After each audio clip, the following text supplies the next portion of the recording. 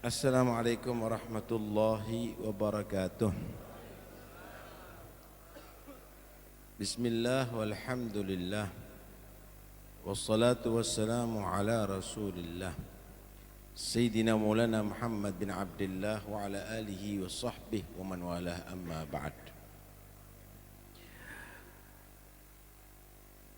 Kita, saudara, bisa menjadi benar dan baik karena ada hidayah dari Allah Subhanahu wa ta'ala. Hidayah bisa kita dapatkan dari Al-Quranul Karim, karena Allah menyatakan bahwa Al-Quran itu hudan lil muttaqin, sebagai petunjuk bagi orang yang bertakwa. Hidayah bisa kita dapatkan daripada mengikuti Nabi Muhammad sallallahu alaihi wasallam. Karena Allah menyatakan wa innaka latahdi ila siratim mustaqim. Sesungguhnya engkau wahai Muhammad memberikan petunjuk dari Allah Subhanahu wa taala ke jalan yang lurus. Hidayah juga kita bisa dapatkan dari orang-orang yang diberi petunjuk oleh Allah Subhanahu wa ta'ala. Karena itu kita diwajibkan untuk mohon ihdinas siratal mustaqim. Ya Allah, berilah petunjuk kami ke jalan yang lurus, jalan ajaran agama. Jalan siapa? Siratal ladzina an'amta alaihim, yaitu jalan orang yang Allah beri nikmat dengan hidayah tadi itu. Ghairil maghdubi alaihim waladhdallin, bukan jalannya orang yang dimurkai oleh Allah dan juga bukan jalannya orang yang sesat. Ikhwani yang dirahmati oleh Allah, hidayah itu laha bidayah wa nihayah. Hidayah itu ada yang disebut permulaan dan ada yang disebut ujungnya. Walan yasil insan ila nihayatil hidayah illa ba'da mujawazati bidayatiha. Orang tidak mungkin akan sampai kepada nihayatul hidayah, puncak daripada hidayah yang diberikan kepada para aulia, yang diberikan kepada orang salihin, kecuali setelah dia melewati bidayatil hidayah, permulaan daripada hidayah. Kita adalah orang yang tadi katakan seperti bayi. Tidak layak kita akan memakan makanan orang yang sudah dewasa. Kalau bayi bubur atau ASI. Kalau orang dewasa bisa sate, bisa gulai, bisa rawon, bisa soto.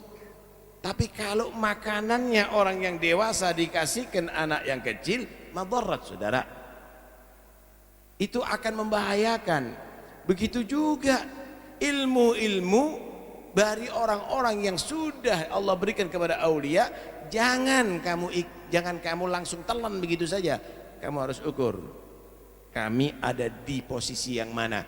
Kami ini adalah manzilatul atfal binisbah ilaihim al-aulia. Kedudukan kita ini adalah kedudukan anak-anak kecil, anak-anak bayi kalau dibandingkan dengan aulia Allah Subhanahu wa taala. Karena itu enggak perlu Anda cerita-cerita karomah-karomah itu dulu. Itu mereka sudah sampai ke nihayatul hidayah. Yang perlu dipelajari adalah bagaimana Al-Habib Ali Al-Habsyi memulai daripada perjalanannya sampai beliau mencapai pada puncaknya. Begitu yang harus kita pelajari. Disitulah Al-Imamul Ghazali radhiyallahu an, beliau membuat satu kitab karya yang sangat penting, yaitu Bidayatul Hidayah. Itu harus diajarkan. Jangan kita berbicara hakikah dulu kalau bukan sampai ke sana. Jangan kita berbicara tentang ilmu-ilmu yang dalam dulu. Bidayatul hidayah dulu yang harus kita pelajari, ya ikhwani. Bidayatul hidayah di situ ada 4 pembahasan. Ada fi'lut ta'at, bagaimana kita bisa berbuat taat. Diatur oleh beliau Imam Ghazali. Mulai kita membuka mata, bangun tidur, apa yang harus kita baca? Apa yang harus kita kerjakan? Sampai kita masuk ke kamar mandi, sampai kita berpakaian, sampai kita makan, setelah makan kemudian bekerja, naik kendaraan, semuanya diatur sampai kita tidur kembali. Kita diatur untuk melakukan bidayah itu. Kemudian setelah itu diatur juga istinabul manahi atau ma'asi, meninggalkan tarkul ma'asi, meninggalkan maksiat-maksiat.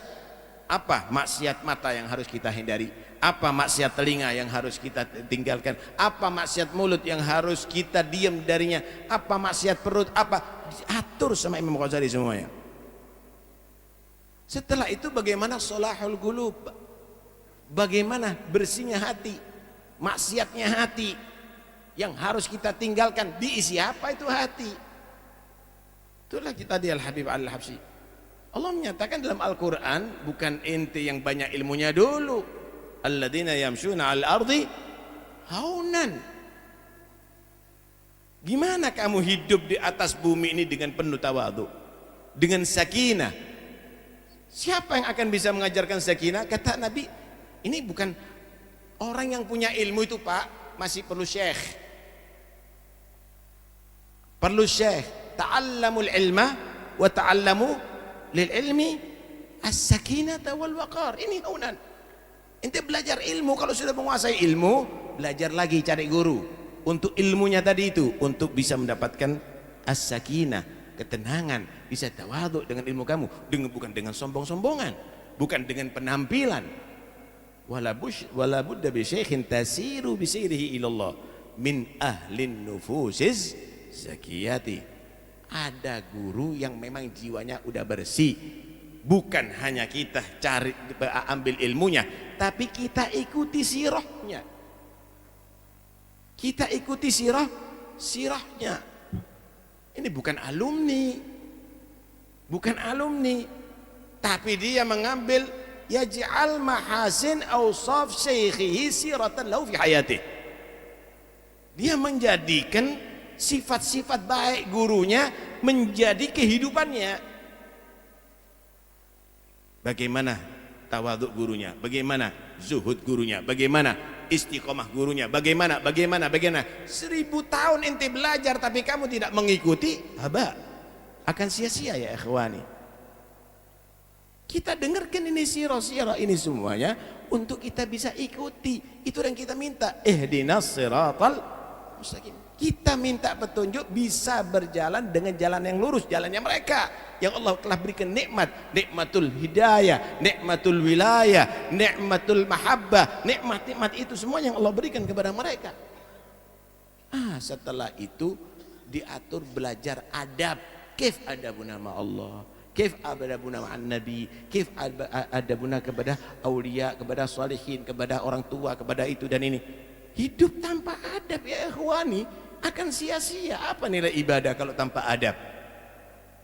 Karena itu kita ada di majelis seperti ini kita harus ngerti, ini bukan diadakan untuk pamer datuk-datuk atau salaf, tapi ini diadakan adalah untuk menyadarkan kita, untuk kita punya mizan dalam kehidupan ini, barometer dalam kehidupan ini.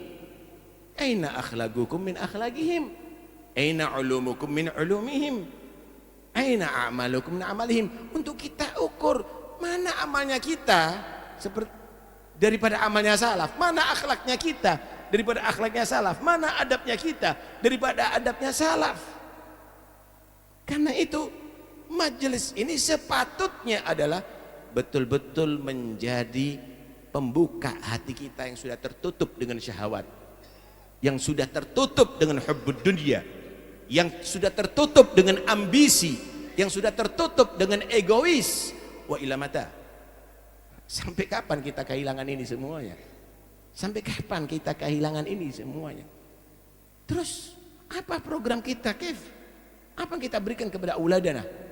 Suruh nyontoh kepada kita yang hidupnya main gafleh, yang hidupnya dengan sisa, yang hidupnya hanya merokok, yang hidupnya cerita syahwat, yang hidupnya dengan keadaan lupa kepada Allah SWT. Mau apa kita? Kita wariskan itu semuanya nanti kepada aulad dan kepada anak-anak kita. Lah, kita harus berubah ada di sini.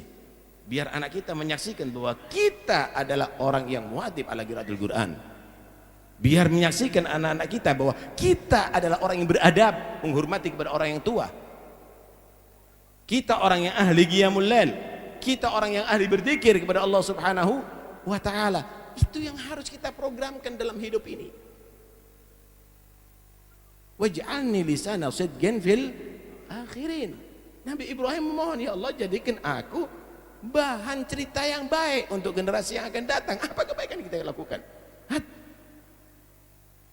Mau cerita apa anak-anak cucu kita? Ini Al-Habib Ali Al-Habsyi diceritakan bagaimana itu semuanya akan menjadi sejarah seterusnya, sudah akan menjadi cerita-cerita yang baik pada saat-saatnya. Tapi kita apa yang akan diceritakan sama anak kita? Jangan-jangan anak-anak kita malu dengan kita. Karena kalau dulu Al-Habib Ali tadi itu sholat witirnya 10 juz. Tapi kita rokoknya 4 pak, saudara. Apa yang akan kita ceritakan nantinya?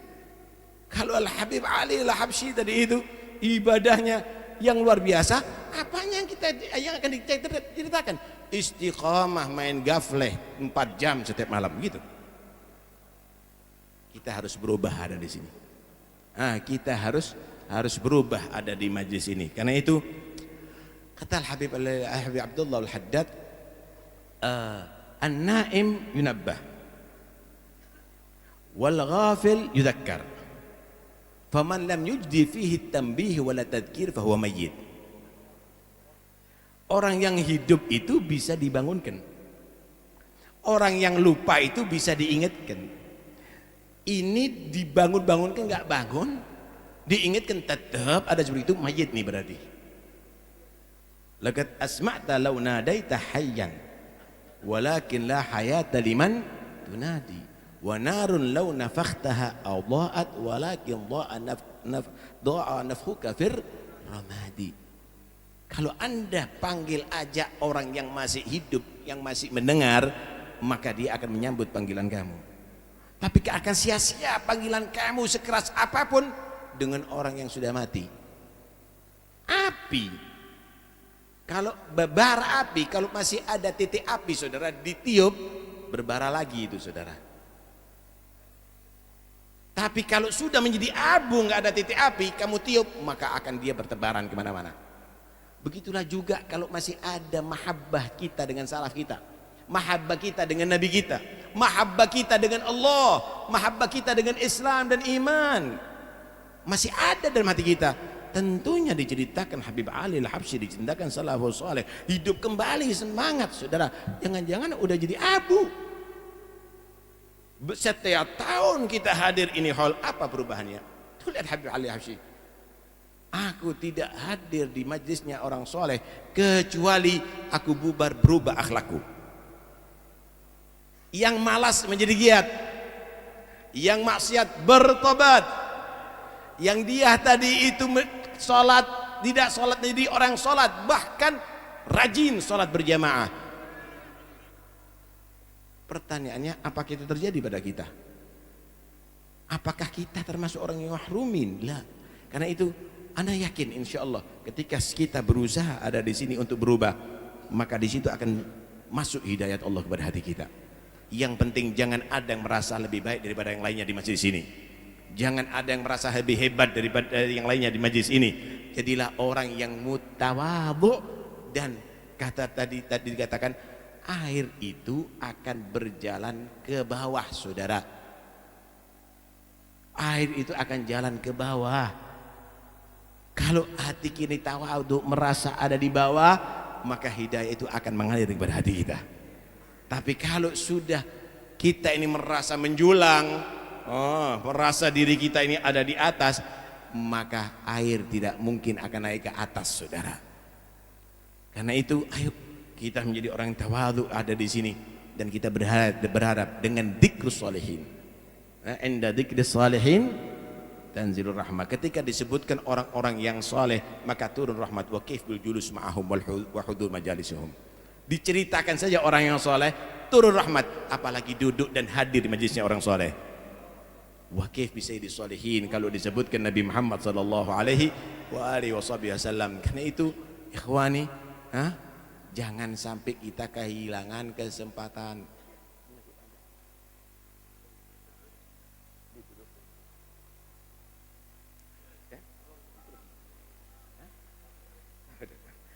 Karena itu jangan sampai kehilangan kesempatan ya ikhwani. Ya. Saudara, hati itu punya dua pintu. Hati itu punya dua pintu. Al-galab lahu baban, al-ain was-sama. Hati itu punya dua pintu. Mata dan telinga. Kapan kita menjaga mata kita tidak memandang orang-orang yang fasik, yang kita pandang orang yang soleh, masuk dalam hati kita cinta kepada orang soleh. Kapan kita menjaga pendengaran kita tidak mendengarkan kecuali cerita orang soleh atau ayat Al-Quran atau Nabi, maka akan masuk ke dari kita cinta kepada Nabi. Tapi kapan kita memandang dengan mata kita gambar orang-orang yang membangkitkan syahwat, masuk dalam hati kita adalah cinta syahwat, bahkan akan masuk ke dalam hati kita untuk rencana berbuat maksiat. Kapan kita mendengarkan yang demikian juga akan berpengaruh dengan hati kita.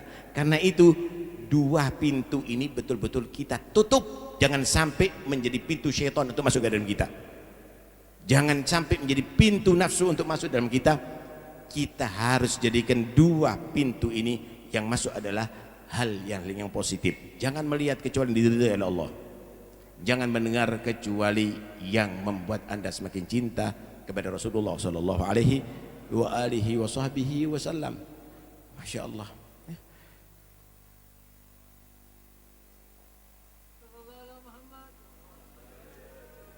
Nah, ikhwani, dengarkan baik-baik. Orang itu kalau mau beribadah harus dibarengi dengan adab. Kapan kita mengganggu orang lain, maka akan sia-sia loh ibadah kita. Tadi dikatakan al-muslim man salimal muslimuna min lisanihi wa yadihi. Orang muslim itu adalah yang orang lain tidak merasa terganggu dengan perbuatannya dan lisannya. Syuf, ente cari berkah. Ente cari berkah. Ente mau cium Hajarul Aswad. Tapi kamu menendang, menyikut yang lainnya, mendesak kepada yang lainnya sampai terganggu, maka akan sia-sia kamu. Kamu lebih baik tinggalkan itu semuanya. Kamu salam dari jauh, karena itu lebih beradab. Begitu juga kepada salam kepada Nabi SAW. Nggak usah kita berebut yang paling dekat, berarti yang paling afdol, nggak ada. Yang paling kita mencium tangan berarti paling afdol, enggak juga. Karena itu nanti ketika datang Al-Habib Umar, ente dekatkan hati kamu, jangan sampai nggak adab. Ini biasanya yang membuat rame, membuat orang tadi itu, ini biasanya mau ngambil HP itu nantinya itu. Karena itu awas, hati-hati, nggak usah bangun, biar jalan Habib Umarnya. Langsung kita mau dengarkan ceramahnya entar lagi. Nggak usah bangun, nggak usah berebut cium tangan. Ente beradab, lebih banyak berkahnya. Cium tangan tapi mengganggu, itu nggak benar. Ya, karena itu kita harapkan majelis ini tetap majelis penuh dengan adab. Nggak usah Anda berebut, tetap dalam majelis yang sama. Nggak usah bangun, cukup dibukakan jalan. Sekali lagi, cukup dibukakan jalan. Karena sesungguhnya orang tadi itu dikatakan al-madad biqadril masyhad. Al-madad biqadril masyhad. Orang itu dapat madad itu menurut persaksian atau keyakinan hati. Dari jauh kadang-kadang orang itu akan mendapatkan madad al-wafir, madad yang lebih al-aufar, lebih banyak daripada yang dekat. Kenapa?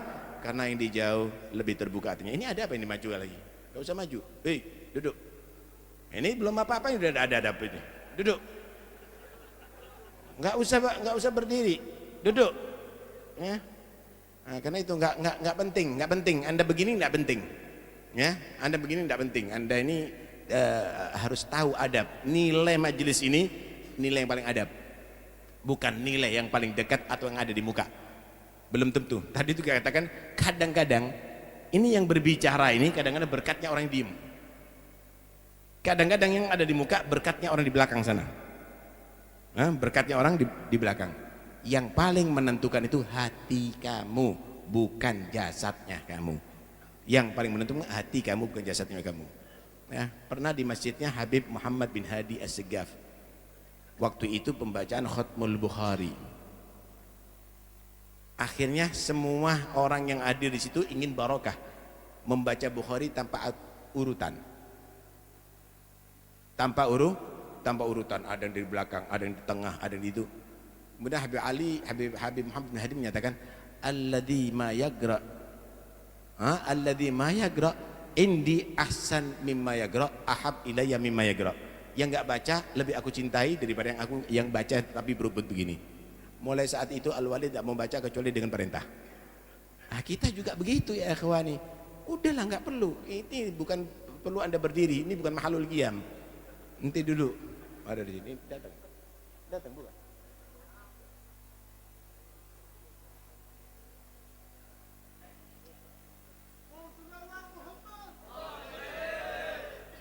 Sekali lagi saya minta ada adab ya, yang tenang. Jangan ada yang berdiri, nggak usah berdiri. Yang berdiri suruh duduk. Kalau semuanya berdiri itu nanti akhirnya duduk.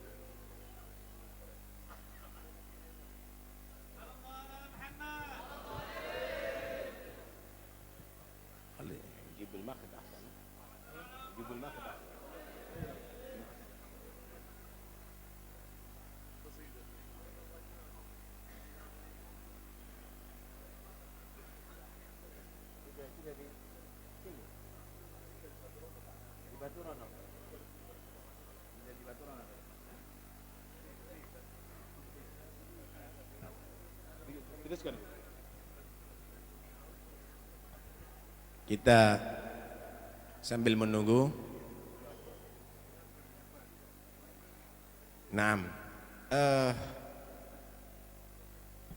Saudara, kalau kita melihat bagaimana adab para sahabat kepada Nabi Sallallahu Alaihi Wasallam, itu adalah contoh yang paling luar biasa, yang paling bagus.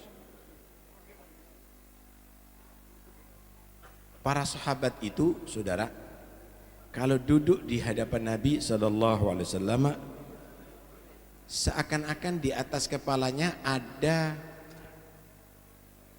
burung yang khawatir kalau bergerak dikit akan terbang dirinya.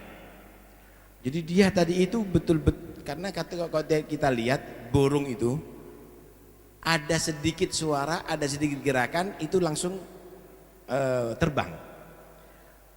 Diibaratkan di atas kepala mereka ada burung, saking khusyuknya, saking hudurnya. Dan para sahabat itu kalau duduk di hadapan Nabi, belum pernah matanya terbelalak melihat Nabi. Lebih banyak merunduk. Hanya sekedar melihat, merunduk lagi. Sekedar melihat, merunduk lagi.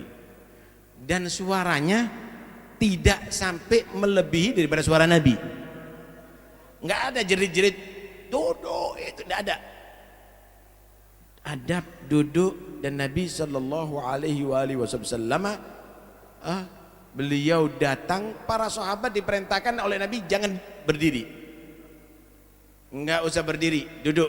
Nabi tidak senang kalau dihormati dengan cara begitu. Kemudian para sahabat itu kalau ada di majlisnya Nabi Sallallahu Alaihi Wasallam, beliau tidak pernah berbisik-bisik, sehingga yang didengar hanya suaranya Nabi, hanya suaranya Nabi Sallallahu Alaihi Wasallam. Beradab dengan Nabi, saudara, akhirnya mendapatkan makom yang tertinggi. Maqamus suhbah ini itu lebih tinggi daripada maqamul wilayah. sahabat yang paling rendah itu lebih afdol daripada wali yang paling tinggi derajatnya. Kenapa? Karena mendapatkan daripada sir Nabi Muhammad sallallahu alaihi wasallam. Sir ini karena hormatnya kepada Nabi, cintanya kepada Nabi, maka mengungguli daripada segala magam. Sekali lagi, yang paling beruntung di majelis ini adalah yang paling beradab, yang paling sopan. Jangan ada teriak-teriak, dan duduklah sesuai dengan tempat yang sudah disediakan. Nggak usah Anda merangsek ke sini. Akhirnya yang tua merasa terganggu dengan antum semuanya. Duduk di tempat yang sudah ada sekarang ini. Ya? Mudah-mudahan insyaallah kita mengetahui adab. Ya? Mengetahui adab.